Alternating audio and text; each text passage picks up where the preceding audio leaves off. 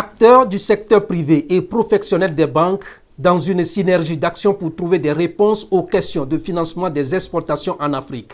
Une question qui demeure la préoccupation des petites et moyennes entreprises pour leur productivité et compétitivité aux marchés étrangers.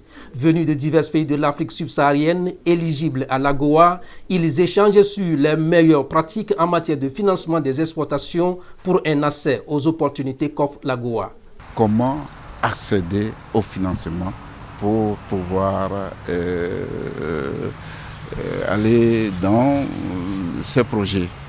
Et aujourd'hui, les entreprises ont cette problématique et nous voulons vraiment éclaircir cette zone et vouloir apporter des solutions adéquates et en synergie avec les banques. Les panélistes sont beaucoup plus les opérateurs de banques et ensemble avec les opérateurs économiques du Togo et ceux venus pour le forum AGOA, nous allons échanger et voir quelles sont les solutions d'approche qu'il faille apporter pour que le secteur privé togolais soit assez dynamique. Du constat général, le taux de financement du commerce extérieur dans le secteur privé est relativement faible en Afrique subsaharienne, environ 20%.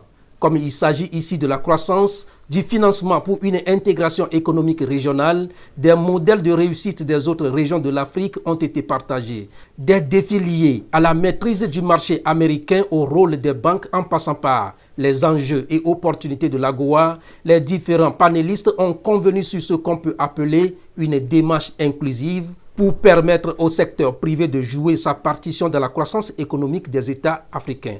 Tout le système bancaire qui est en place est toujours orienté vers les grandes entreprises et non les petites et moyennes entreprises qui sont les entreprises africaines.